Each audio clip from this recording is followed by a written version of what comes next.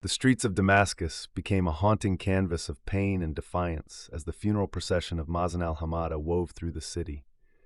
His coffin, draped in the green, white, and black flag, the symbol of a revolution that began in 2011, was carried by a crowd whose grief could no longer be contained.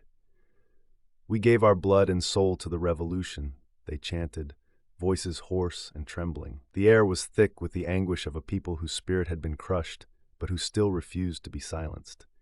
As the procession moved, more and more joined, shouting, "Mazen is a martyr." Their tears mixed with their cries, creating a bittersweet melody of both mourning and resistance. Mazen's death was not merely the loss of a man, it was a symbol of the brutal price of speaking truth to power. He had given his voice, his body, and ultimately his life to expose the horrors of Bashar al-Assad's regime.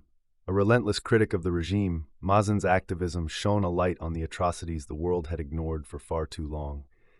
His body, discovered in the infamous slaughterhouse, Saydnaya prison, bore the scars of unspeakable torture. Fractures, burn marks, and contusions covered his body, evidence of a torment that could not be ignored. His face was smashed, his nose broken, his sister, Lamia, mourned, her words barely audible through the grief. Mazen had been there at the beginning, when the uprising erupted in 2011, full of hope, courage, and the fire of revolution. He was arrested and tortured, subjected to horrors that no human being should endure. Released in 2013, he sought asylum in the Netherlands, where he began to share his story, his pain, and the brutal reality he had witnessed. In a powerful documentary, he described how he was raped, how guards jumped on his chest, breaking his ribs, how his spirit was almost broken by the unrelenting cruelty.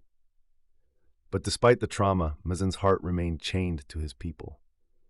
In a twist of tragic fate, after years of asylum, he returned to Syria in 2020, promised safety by the government, only to be arrested the moment he stepped foot in his homeland.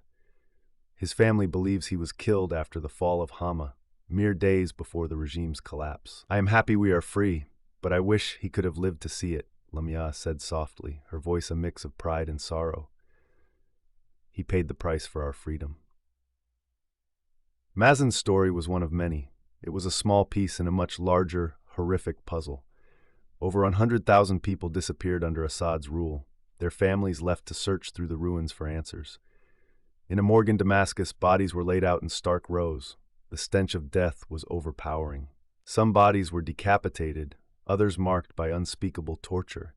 In a corner, a plastic bag lay discarded with a human skull and bones. The families, their faces etched with despair, sifted through the remains, hoping for the impossible, to find the body of a lost loved one. Ahmad Sultan Eid's mother collapsed as she identified her 19-year-old son's disfigured body. The sound of her wailing was enough to break the heart of anyone within earshot. "Oh, my boy, my baby, you were only 19, she cried. Her anguish was the cry of every mother who had lost a son, a daughter, a husband, or a father to this brutal war.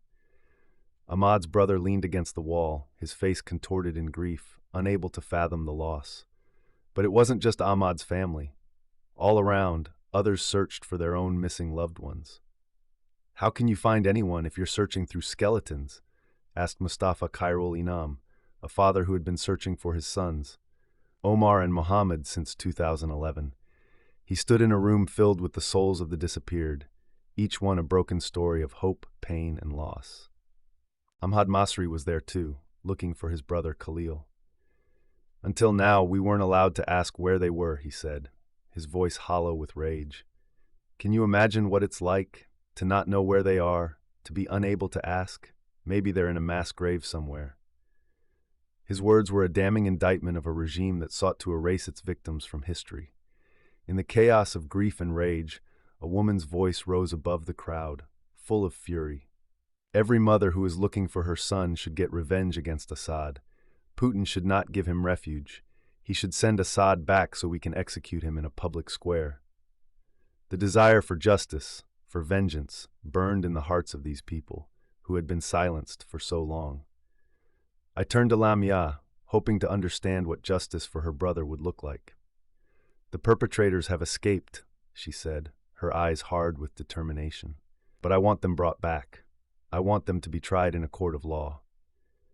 Her voice was steady, but the pain was unmistakable. Mazen's story was not just one of suffering. It was a testament to the resilience of a people who had been broken but not defeated. The wounds inflicted by Assad's regime ran deep, but the pain was not the end.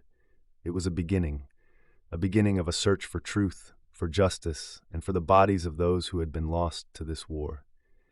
And for Mazen, who had given everything for the cause, his family and his people would continue the fight, no matter the cost.